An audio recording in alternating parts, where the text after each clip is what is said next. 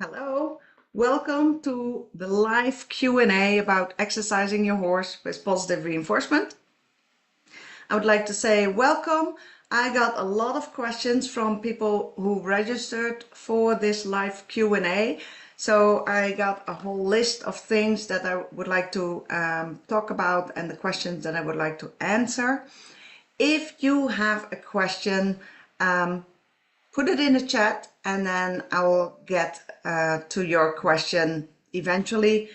And for those questions that I don't have time because I'm not sure if I can handle all the questions today, I will answer them in a separate recording and I will put them on YouTube and I will send you the link where you can find the question to your answer. I will answer every written question that has been sent to me anonymously, so I won't call you out, I won't call your name out, because I want to create a little bit of a safe space to ask your questions. I know that if I'm on a webinar, I really don't like to get called out, like Sandra has this question, but I do want an answer to my question because that's the reason why I'm on the webinar.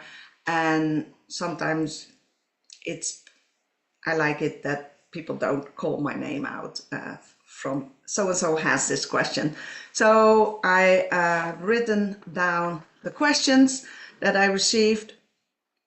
Now the light thing is, anyway, so I've written out the questions that I'm going to start off with. If you have something, put it in the chat. I hope you all know how the chat works.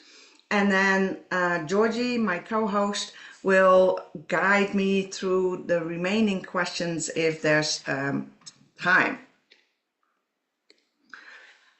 Let me introduce myself shortly. I am Sandra Poppema and I am the founder of HipLogic and the HipLogic Clicker Training Academy, which is a one-year coaching program to help you get advanced in equine clicker training.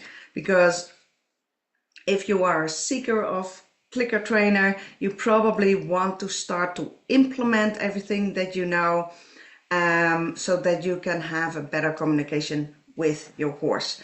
So in the HipLogic Clicker Training Academy, I help you get your answers, but I also guide you to implement everything that you've learned.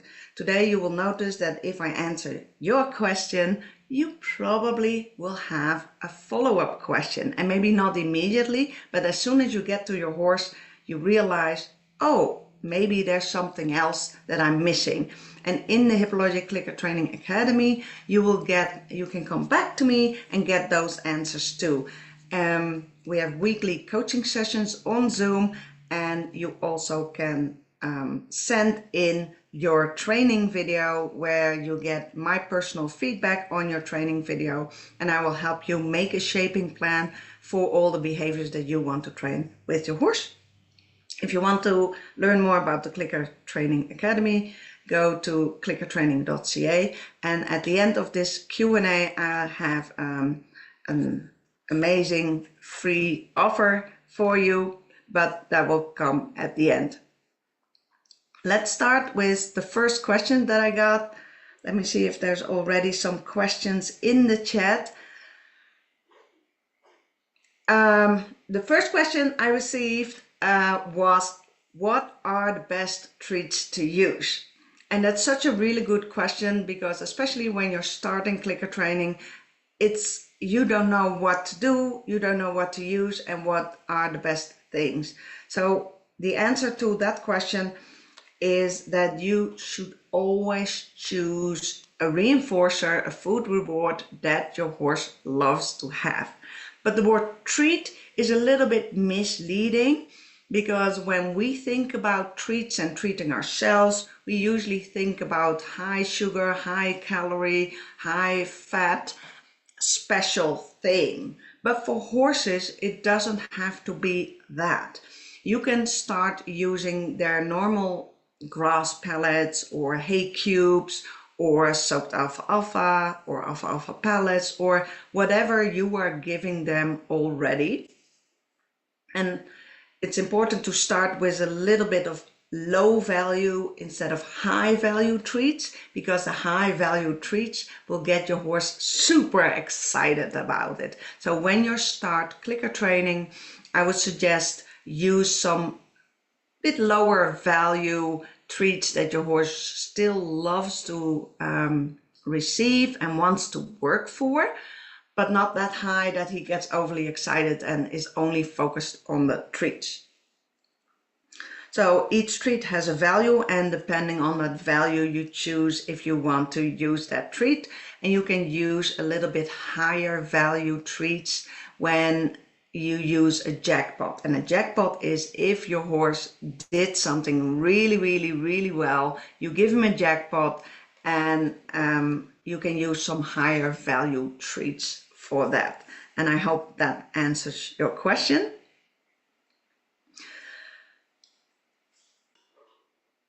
Just checking the chat if there's some questions that are coming in. Do you have any recommendations or tips for keeping patience and grounded at times? Yes. Before you start, it really, really helps if you know exactly what you can expect from your horse and what you're going to train and how you are going to train whatever you have in mind. You know exactly what, when, and how if you make a shaping plan. And a shaping plan is a written manual that really divides your goal behavior into smaller steps. So when you did that, you know exactly what to expect, because frustration in the trainer often arises from not getting what you want and having like a little bit too high expectations. So when you've written it out, your expectations are usually a little bit more realistic, and you know exactly what to train and in what order to train.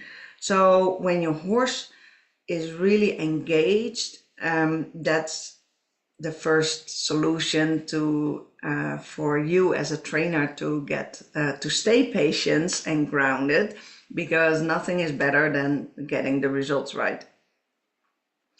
So if you have a shaping plan, it prevents you from becoming frustrated, so that helps you to stay patient.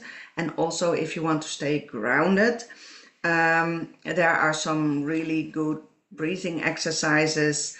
And for instance, it's the double inhale and then one exhale that really grounds you. So you do, that's a double inhale and one exhale. And that's an exercise that can get you back to earth immediately, and it will relaxes you. And the impact that that has on your horse is also really amazing to witness. Any other questions so far coming in that you think like, oh, I would like to hear more about that? Or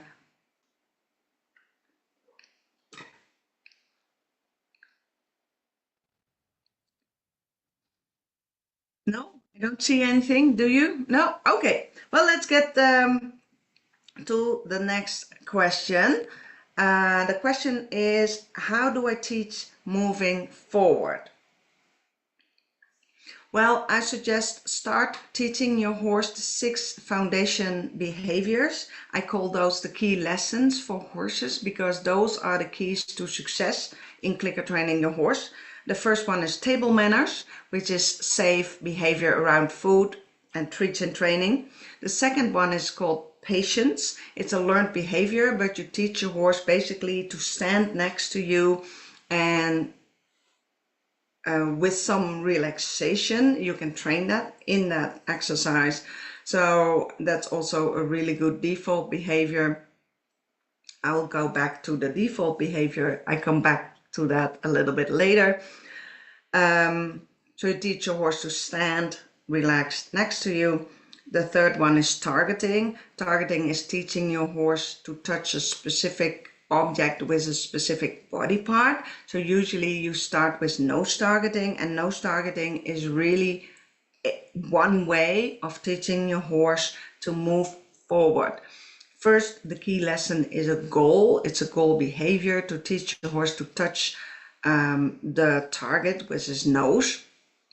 But once your horse masters key lesson targeting, you can use the key lessons as training tools. And what I mean by that is that you hold out a target, and when your horse is moving towards the target, you click for the behavior walking, for instance. So it's not about touching the target. The target becomes a training tool to entice your horse into specific behavior. For instance, if you want to teach your horse head lowering, which is one of the other key lessons, you hold the target a little bit lower. The moment your horse lowers his head, you click and reinforce that behavior. So that's one way. Mat training and backing are the other key lessons, and mat training comes in really, really handy if you want to teach your horse to move away from you at liberty, because then you can, once your horse stands on a mat, you can teach your horse to go over to that mat from one step, and then from 2 steps, and then from 3 steps. So you can create distance, and then you can send your horse anywhere you want, because you can send him to multiple mats. And again, mat training first is a goal when it's a key lesson. So then you reinforce standing onto the mat. But once you use it as a training tool to teach moving forward, you start clicking for moving towards the mat. And another good technique to keep in mind is that you click for moving towards the mat, and then you reinforce on the mat. So you strengthen that behavior even more. If you don't want your horse to stop in movement training, then you can teach your horse to move around an object. That's what I do. I teach horses to move around cones. So instead of going to the cone and touching it, that's not reinforced anymore, because that's already on cue, on the cue touch. So I won't use that cue. So if I don't use that cue, my horse knows to offer something else, because I'm not asking to touch the cone. I teach go around a cone, and then you can just point to a cone, and your horse knows exactly that he has to go to that cone, or later on to go around that obstacle or that obstacle. And in order to make that clear, I do have a video of what that looks like. And let me share my screen.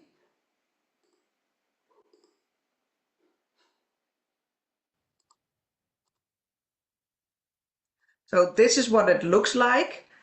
And if you want to build on duration, because that's also a question, in the beginning you click and reinforce for one cone. You start with one cone. You don't start in this rectangle setup, but eventually when you are ready to teach your horse to go around 4 cones in a rectangle, then you start reinforcing for each cone, and then you start reinforcing every other cone, and then you start reinforcing 3 cones, so every 3rd cone. And that's how you build duration, because if the horse doesn't get a click, he knows he has to keep moving.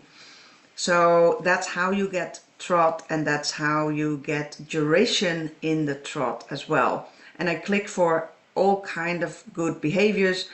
It's not always perfect, as you see. I let it slide this time because I was recording a video, but normally I ask my horse to go back and to go around the cone again, because I don't want him to be reinforced for skipping a cone, because he really, really needs to know that he has to go around the cones in order to get a reinforcement. So that's how I teach a horse moving forward and moving around an obstacle, and that's also a little bit already answering the question, using clicker training to send my horse away to something. So I would start with the key lessons, then I start teaching the horse to move towards the object. In my case, I teach my horse to go around an object because in the future that's way more beneficial to me than teaching him to go to an object and touch it, because that can become a pitfall, because then the horse starts touching it and then he gets frustrated because he doesn't get a treat because he has been taught to touch that object. So then I start, if you have an object, you can create distance by stepping one step away from that object, and then key lesson backing comes in handy because your horse already knows how to back up, and then move 2 steps away and leave the object where it is. If you leave the object where it is, it's easier for your horse to recognize what he has to do, and then later on in training you can put that object anywhere and in any situation, and that's called a contact shift. So when your horse is ready, that you move that object around in a different spot or a different environment, you have to realize that you have to lower your criteria of the quality of that behavior temporarily because it's new to the horse. So you have to teach him that it's new and that you still want the same thing until he learns to generalize that specific behavior, and that it's really, really strong. And it really also helps if you already put that behavior on cue, because that will give your horse information about what to do. Is there a question, Georgie? Yes, there is one in the chat.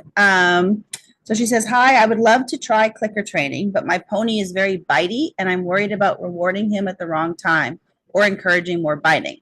He's not aggressive, but I think it's more playful biting as he would play with his friends. That's a really good concern. I'm glad that you're concerned about it before starting clicker training. So in clicker training, what you can do is start using protective contact. So you start training your horse from behind a barrier. So that barrier, it may be a fence or a gate or a stall door, prevents the horse from getting near you. If he can't reach you, he cannot bite you. So that's how you can start in a safe way to teach your horse the principles and the basics of clicker training. So once your horse knows that that he's not supposed to bite, then you can fade out that barrier, and then you can be with him in the same space, and he already knows how to behave. And when a horse is nippy or bitey, then I would start reinforcing incompatible behavior. And I do that with all undesired behaviors. First, I ask myself the question, what's the reason for this behavior? If your horse is mouthy because he's playful, that's a different reason than that he would bite you out of aggression. But let's say what you say, and he's not aggressive, he's just playful. What you start with, the first behavior is key lesson table manners, because that's all about safe behavior around treats and food in training. So you teach him incompatible behavior. What is incompatible with biting? It's looking away from you, for instance, or keeping his neck straight while you are standing next to him. Because keeping his neck straight and you are standing next to him, he can't do both behaviors at the same time. The reason why they are playfully biting is because you engage, or the other horse engage, in that play invite. If they start nipping at you, what they want is your attention. And they will get it. You can ignore it, but eventually it starts hurting and you will pay attention. So when you are reinforcing behavior before he starts nipping at you, he thinks, ooh, keeping my neck straight or moving away with my nose away from you is already reinforced, and I would like to have more treats, so I will do more of that behavior. So that's how you can train that. I would absolutely train that with a barrier, because it keeps you safe, because in the beginning we all have to manage the clicker, the treats, watching the behavior, the timing. So that can be a lot at first. So having that barrier between you and your horse keeps you safe, and it allows you to handle your treats and your clicker without the horse interfering, like, I know you have to give me a treat and it's in your pocket. So that's how I handle mouthy horses with protective contact, and then fading out that barrier. But I only would fade that barrier out if the horse already has that strong behavior about looking away, or if you're standing next to his shoulder, that he keeps his neck straight and not moving towards you with his mouth. And that was one of the other questions that I got.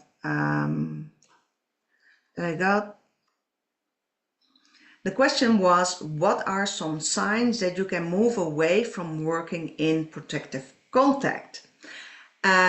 So the answer to that question is, once your horse is starting to offer the behavior that you're training consistently, then it's time to either fade out the barrier. Maybe you can make it a little bit lower, totally depending on where you're training, what the behavior is. Or you can just go into the same space with your horse. But I would ask the behavior first with protective contact. If your horse offers that behavior consistently, then I would step in the same space with the horse, and I immediately ask for that same behavior.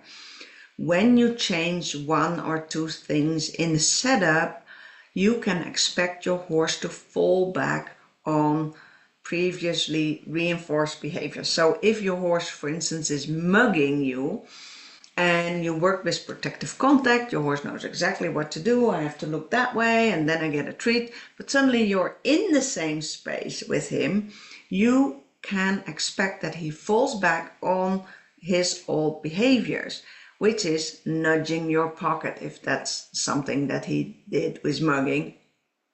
And then you just wait until he's offering another behavior, because that behavior is not reinforced, you ignore it. And then he looks away, and then you click and treat, and you give him a big jackpot. Just as a reminder, this is what I want from you. So that's how some of the signals, some of the signs that you can move away from working in protective contact if your horse is offering the behavior that you're training him consistently. If you really want to be safe, you can also wait until you have that behavior on cue, just to give him a little bit more information about what it is that you want once you're in the same space with him. Just cross that off my list.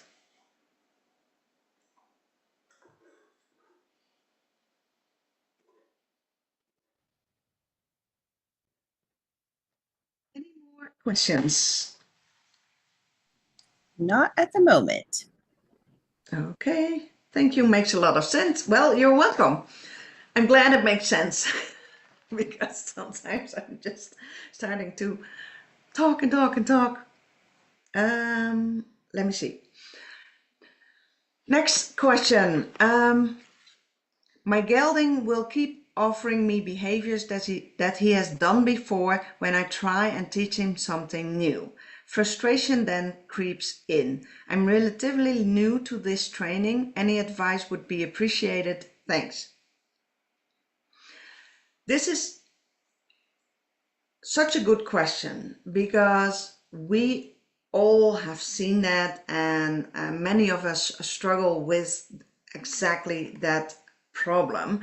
Because what happens when you teach your horse something with positive reinforcement, he knows and he understands that he has to do something in order to get what he wants, the treat or whatever you are reinforcing him with. So when he wants to have that thing, he will offer that behavior because he has learned, if I touch the target, I get this treat. If I step onto a mat, I will get a treat. So whenever you start to teach your horse something new and he falls back on previously trained behavior, or maybe even the behavior that you trained the day before, of course he will just start telling you, I don't know what you want, but I do know this. Do you want to see this? It's just a question from your horse. And sometimes it's a question from your horse that he wants to express, that he doesn't understand what it is that you want. Now you want something new. So in order to make it really, really easy for your horse to offer that new behavior that you have in mind, but he knows nothing about it, is to set up a training environment that will entice him to do the new behavior. So that can really help set your horse and yourself up for success.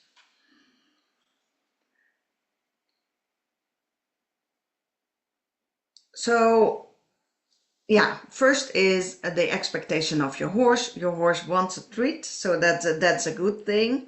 Then arranging your training setup so it will be easier for your horse to figure out what it is you want. And also, again, I come back to this training tip over and over again, is make a shaping plan. Write down your goal behavior and then split it up in many, many small steps so that you know what to look for first. If you want to teach your horse to stop biting you or not biting you at all, then you start with a really small thing that's increasing the distance between you and his teeth by teaching him to move his head away. So when you have that in mind, and when you have that clearly in mind, what the smallest criterion is to start with, that can also help, because then you can click and treat a lot of times quickly, and that's called a high rate of reinforcement. So then your horse learns quickly the new behavior, what it is that you want. So you have to start very small, make it really easy for your horse to succeed, to earn a click and a treat, and then his mind is on that new thing. So that is really important. Another thing that can really, really help you is teach the previously trained behavior and put them on cue. Because once your horse learns to listen to your cues, then he knows, oh, the cue is information. You cue me to touch this, then he knows in order, when I touch the target, chances are I get reinforced for that. If you don't cue him and he touches the target, there will be a tipping point that doesn't work anymore, because now you have that on cue. So once your horse has learned several cues, he will also first pay more attention to cues.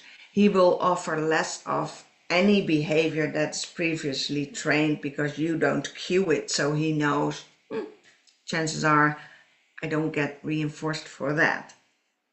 Having said that, it's also really, really good for the communication between you and your horse. If you have one behavior that is not, it can be on cue, but it doesn't need to be on cue, and you will click for it. even if you didn't ask for it. And that's called a default behavior. So I teach key lesson patience, standing next to me in a relaxed manner. So whenever I ask my horse to do something and he offers key lesson patience, I know I'm not clear. He's offering a behavior that he knows will get reinforced instead. So that's my way of communicating with my horse that he's insecure, he doesn't get what I want. So that's his solution. He offers key lesson patience, he stands next to me, and I know, oh, I probably wasn't clear. So the more clear you are, the less they will just spontaneously offer previous behaviors, and you can go on with training the behavior that you have in mind for that session. So those are my three ways of approaching this. Are there more questions? I don't see any more questions. Not right now. No. Well, I have two more, and then and those were all the questions that I had written down. So if you have something, if something pops up in your mind, or you want me to elaborate on something, please put it in the chat, and I will get to you.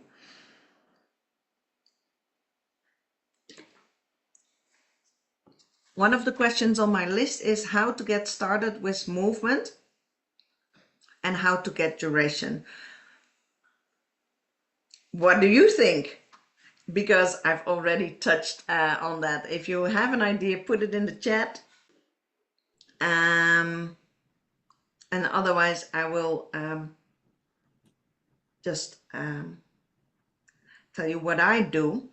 Where was I? How to get started with movement. So how to get started with movement, I teach my horse the key lesson mat training. Then I teach my horse to go over to the mat by increasing the distance. I usually ask my horse to back up or move forward to the next mat. And I leave the mats where they are at first, instead of moving the mat. I move the horse, because then the horse knows, okay, I have to go to that space, and they learn in a specific context. So I found that most horses respond better to moving them away from the mat and then sending them to the mat. And that's the first step. And then instead of clicking and clicking for when they arrive at the mat, I click when they move towards the mat, and then I go to the mat and start feeding them on the mat. Another thing that I really pay attention to is that I don't move when my horse is moving towards an object. I try to stand still, keep my feet on the floor as much as possible, because I don't want that to become a part of the cue. That's what I see happen all the time. People are using a target stick to entice their horse to move, and that's a great start. But they don't realize that the horse pays attention to everything. And because all horses already know how to be led, so the horses already, in general, almost all horses have learned, if you move, it's time for them to move along. If you don't move, they don't move, because it's often punished. So when you start with exercising and movement training with positive reinforcement, it's really important to teach from the beginning that the idea is that your horse is moving and you're not moving, because often we are part of the cue. They're looking to our feet, oh, you're not moving, I'm not moving, and then you get stuck. So even if you have to move or have to use a target in the beginning to entice your horse to move forward, and you click for that, try to fade out your own movement as soon as possible, because then you only have, because that's after all why you have a target stick. If you need a longer stick, for your target, use that so that you can keep your feet still, because otherwise you get stuck in that cycle of the horse only moves when the trainer moves, but then the trainer moves because she wants the horse to move, and then before you know it, you're trotting along, and that's just simply not sustainable whenever you get to the trot and the canter, especially not if you want to build duration. Well, that's my personal experience, because I'm not really good enough to trot 5 minutes in an arena in the sand. So yeah, that's why I start teaching the horse to move on his own without me moving, because that's something that a lot of people are doing. Is there another question, Georgie, that you... There is, yeah. So how do you deal with inconsistent responses during training when it happens, even in the first stage of the training plan? So for example, when teaching a horse to touch a target, so put close to their nose, sometimes the horse seems to have no problem and does it immediately. And sometimes the horse seems to not understand what I'm asking at all and offers like head straight, short break. That's a really good question. Sometimes in the beginning, sometimes we ask for behavior when the horse is not ready, and we interpret that as the horse is ignoring us, the horse doesn't follow up on my cue or my target stick. What do I do? So I can give you examples of the things that I've seen. For example, somebody is teaching their horse to touch a target with the nose. So the horse touches the target, the horse gets a click and a treat. And the trainer either keeps the target in front of the horse, but it doesn't move. So it's really, really hard for a horse to think of touching that thing again, because after all, he sniffed it already. It's not new anymore. So what really helps is to, as soon as the horse has touched it, click treat, take the target away so you can present it. And because it moves, it catches the attention of the horse. So it will be much easier for the horse to think about, oh, that moved. Let's pay attention. And the moment the horse pays attention, you can click and treat because he paid attention to the target stick. So you click and treat, you take the target stick away. What happens often is that too early in training, we think, oh, he gets it after 2 times, and we present the target. But the horse is still chewing or he's distracted. This is only in the beginning phase, but he's still chewing or he's distracted. So he has no desire for more treats in that moment. So if your horse is still busy enjoying his treat and you're just waving again with the target stick, he's just not interested in that moment. So what helps, especially in the beginning of training, is that you wait until you see the horse is ready. And it's also in dog training, this is often trained straight from the beginning, that you wait until the dog is making eye contact. But as soon as you see that your horse is starting to look at you, like, more treats, are we doing something? Then you can present that target again because you know you have his attention. So sometimes when he's not paying attention, that's because he's not ready. Also, what can happen is that he hears something, or his buddies are getting out of the pasture, or it's dinner time, and where does your horse go with his attention? He just wants to see what's going on in his environment.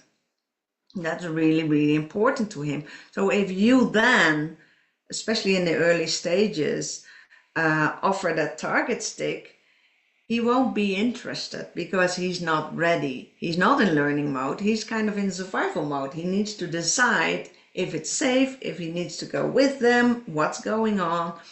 And then once he has decided that, okay, that's all safe, then he can put his attention back to you.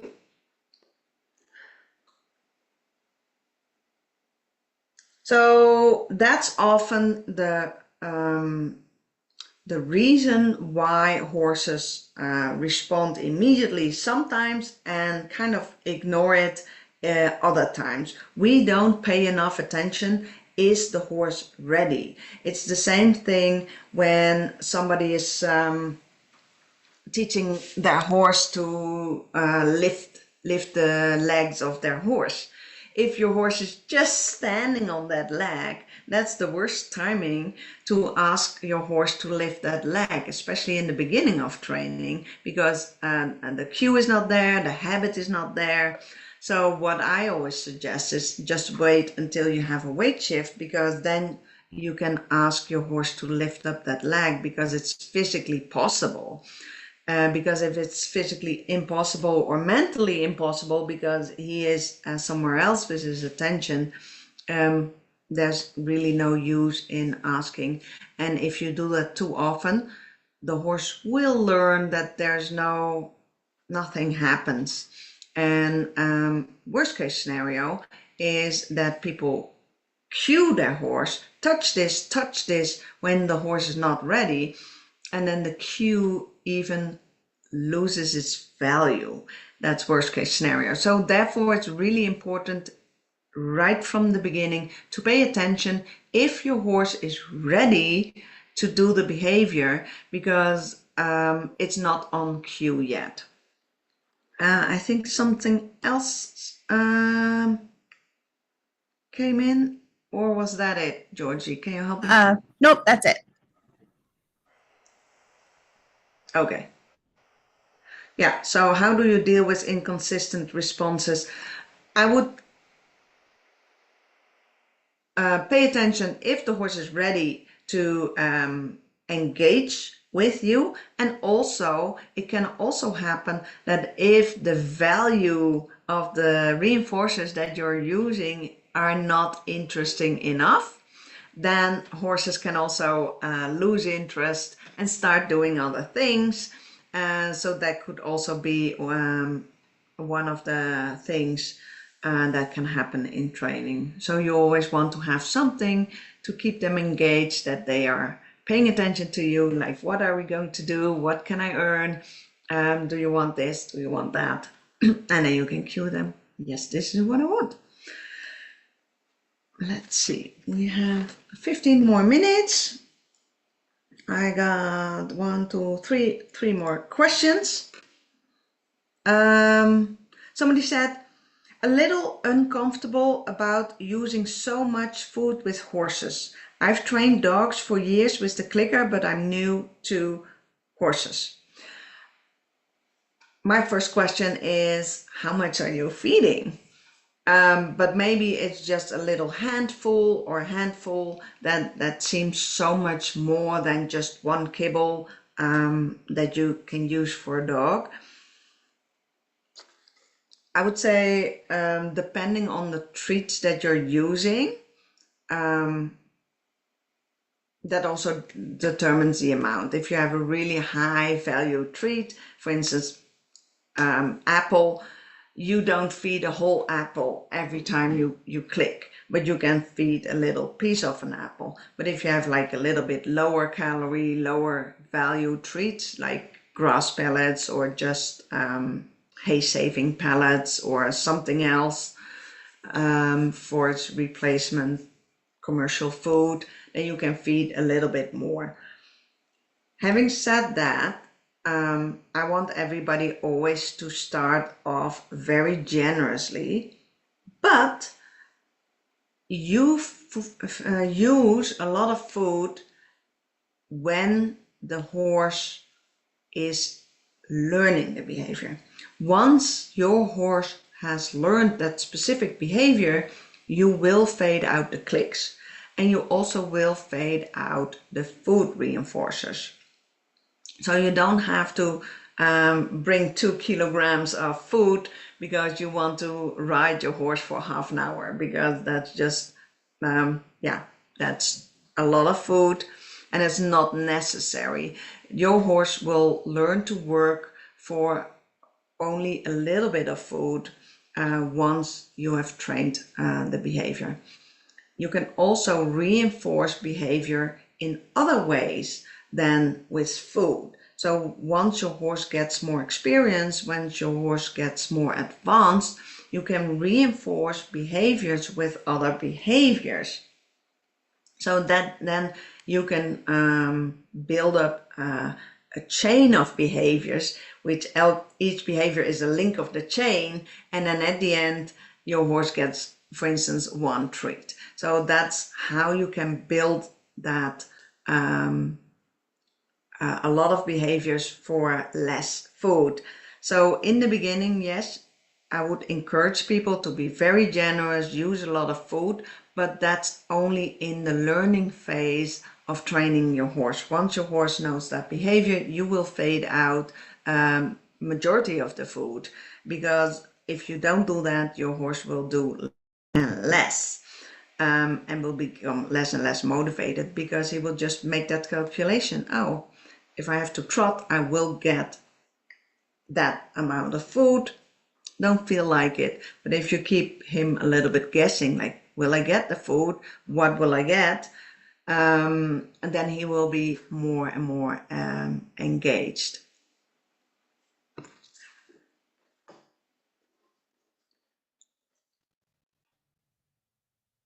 And food is the best reinforcer to start with horses, because they are meant to eat 16 to 18 hours a day. So they will be almost always interested in food. So it's a very easy way to train horses, because it's easy to bring food. It doesn't have to be expensive. And it's easy to fade out. So I hope that encouraged you to start with your horse and do some clicker training. Is there anything else in the chat? Just checking.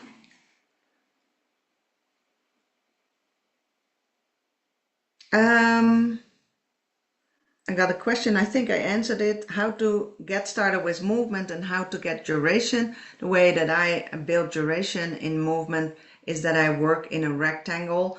I prefer rectangles above circles, because circles are really, really hard on the body, especially on the inner hind leg.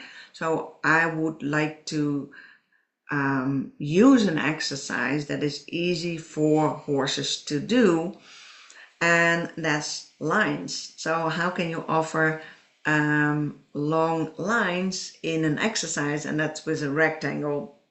So that's how I started to develop teaching an at liberty rectangle by using 4 cones and teaching your horse to walk around the cones. If you just came in here, or you just see the live on Facebook, at the beginning I shared a video of how that hippologic rectangle exercise looks like with 4 cones. And once your horse knows how to go around each cone, that's a little bit more advanced in the exercise, then you don't click and treat for every at every cone, but then you can say every second cone, every third cone. Now you have to do a whole lap. Now you have to do 2 laps, 3 laps. But of course, whenever you build that duration, you also, instead of going more and more and more, you go a little bit more, a little bit more, the same, a little bit less, and then the more. So your horse is not forced to do only more, because chances are that they tune out, and you need their engagement, because you cannot force them. In positive reinforcement you can, but that's against my values. So you want them to stay engaged, and the way you do that is that you ask a little bit more, and then a little bit less, and then more, and your criteria go this way in duration. So that's how I train duration. Got another question in the chat. Would you always go to the horse when they've stopped moving to treat them, or would you ever ask the horse to come to you? That depends on what your future goals are and how good of a trainer you are. If you are a really good trainer, it doesn't really matter, because no matter the circumstances, your horse will understand what it is, what you want. However, if your near future goal is to work your horse at liberty with positive reinforcement, and for instance you use a reverse round pen and you want to fade out those lines because that saves time in the setup, or you want to start using the at liberty rectangle, then it's easier to teach your horse to stand after a click and that you will deliver the food. Because otherwise, if you work at liberty and your horse comes towards you all the time, you have to send him away also. And what I like to do is I like to kind of stay in the middle and point and direct and tell my horse what to do, to cue this, cue that I don't have to move that much. Otherwise, sometimes to move towards him to give him a treat. But because every time you ask your horse to go inside that rectangle, inside those cones, and you reinforce that by giving the treat, it can be pretty confusing for a horse what to do, because the treats are with you instead of that you are bringing and serving the treats to him. So in that example, I prefer to teach the horse to stop and stand, and I bring the treat. But for instance, if your main goal is to train a reliable recall, and you call your horse and you want your horse to come to you, then of course it helps to let your horse come to you for the treat, because that's what you want. You want your horse to come towards you. So it's good before you start training to think about what is your future goal, what's the easiest for your horse, because you have to realize that the moment you click is a reinforcing moment. They remember that. But also the moment of feeding the treat, because that's a primary reinforcer. So the horse learns to pay attention to that too. So if you teach a horse to come to you, maybe some people even have accidentally reinforced that the horse puts their nose almost in their pocket, because then that's where they get a treat.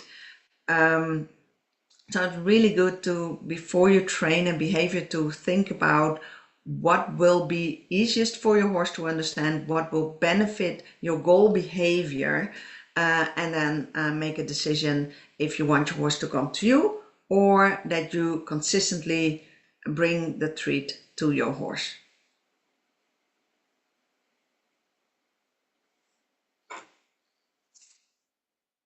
I hope that answered the question. I got 2 more questions in 4 minutes. One person asked how to teach a horse to pick up their back feet with positive reinforcement. I can elaborate a little bit on that. I already touched on it a little bit, that if it's the hind legs, first of all, I would start paying attention. If it's well, first of all, safety first. So if your horse is not safe, for instance, if he kicks, it's a little bit of a different approach than if he just stands on that leg and refuses to lift it. So depending on what kind of the horse is doing at the moment and what you want to accomplish with your training, not kicking or lifting their hind leg with positive reinforcement. I do have a course on this. Maybe Georgie, you can share the link.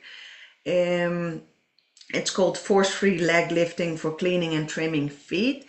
In that course, I explain everything, and you get videos about how to start and what to do. But basically, what I just said earlier is I pay really good attention if what the horse is doing. If the horse is standing on that leg, I'll wait until I see a little bit of a weight shift, because once he's standing on that leg, it's incompatible with lifting it.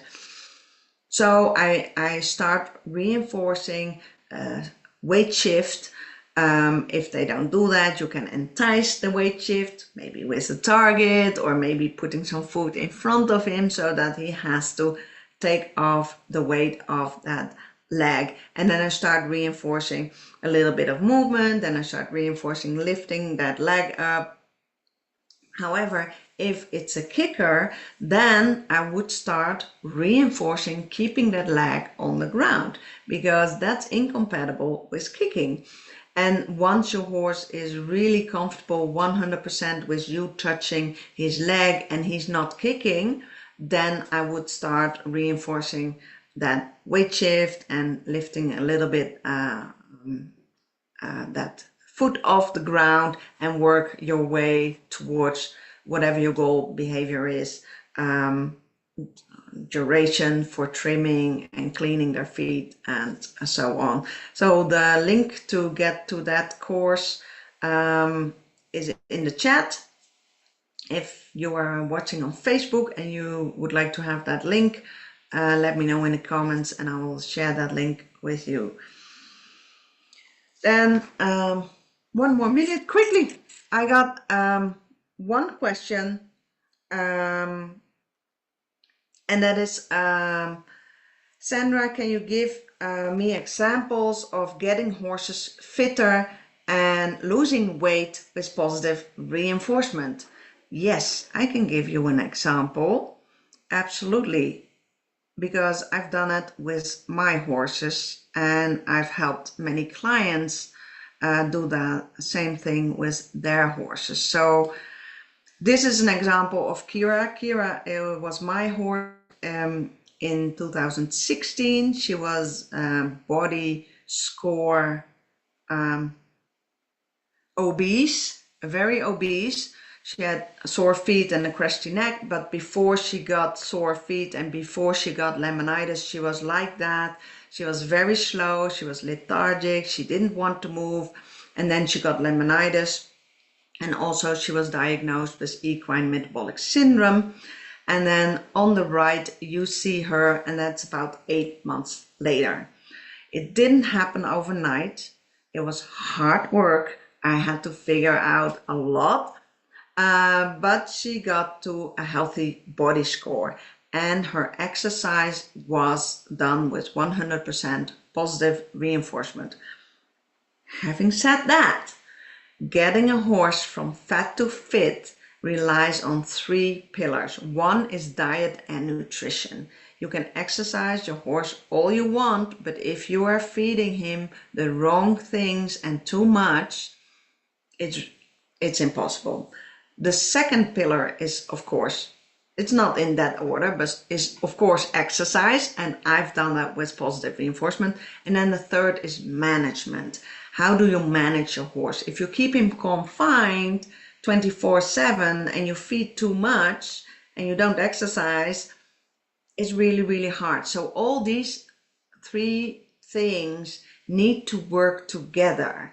How can you keep your horse, the management part, in a way that they can exercise themselves a little bit more? Because every exercise will help them burn calories, will help them get fit and healthy again. So you really have to deep dive into these 3 pillars: diet and nutrition, exercise, and management, because you cannot have a fit and healthy horse if you miss one of these 3 important pillars. But it can be done. My own horses, you saw at the beginning, I showed a little video of Fionn. Before I went on holiday, he was body score 7. He's back to a 5.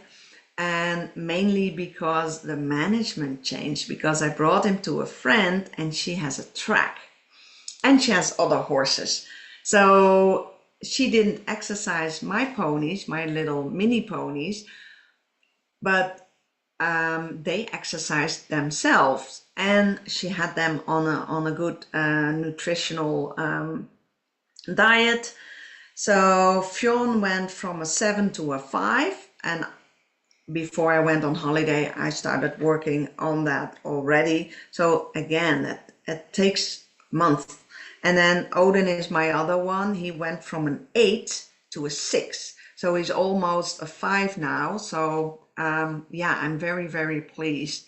So I'm really doing everything I can to look at the diet, to look at the management, and I ask myself over and over again, what can I improve? And it's really hard to do that by yourself, because I thought by giving them exercise myself, by walking them, which is a lot of time and effort if you have 2 of them. But now I brought them to their holiday vacation address. They came back slimmer, and I was worried that they would come back more fat, but the opposite happened, and I'm super pleased. Then I realized, yes, I do offer my horse a lot of exercise in their paddocks. They're out in all the daylight hours, but I did see the benefits of a track system. So I decided to build a track system for them. So it's not only positive reinforcement exercise that is very, very important. You also have to take a deep look at nutrition and management. But the exercise is just an important part, and I like to do that with positive reinforcement, and it is possible because even horses on a diet have to eat, and horses on a diet are sometimes even more interested in food than horses that are not on a diet. So you can turn that into your advantage to train your horse. Having said that, never train a hungry horse, because that's not good for them. If there's any more questions, I will answer them another time. You can always send questions to me. And if you are very motivated to do more with clicker training and you want to see where what skills you need to develop in order to get the results you want, I would like to invite you on a free clicker training assessment. And Georgie has the link. You can, the assessment is free. I do a one-on-one assessment with you to assess where in training you have your strong points, what skills you need to develop more, so you walk away with some valuable information about how you can improve your training. I like to do that, and I offer a few of them each week. So if you want to have one of them, click the link, the Tidy Call link, and book yourself a free one-on-one session. It's not a coaching session, but we will assess your training, and the feedback that I get on these assessments is that people really love it, and it's really valuable. So if you want that, click the link, book yours today, and I would like to thank you for taking the time out of your day to learn about positive reinforcement for horses. Because I think that's a really good way to improve equine welfare, to communicate better and in ways that they understand. Thank you very much, and happy horse training!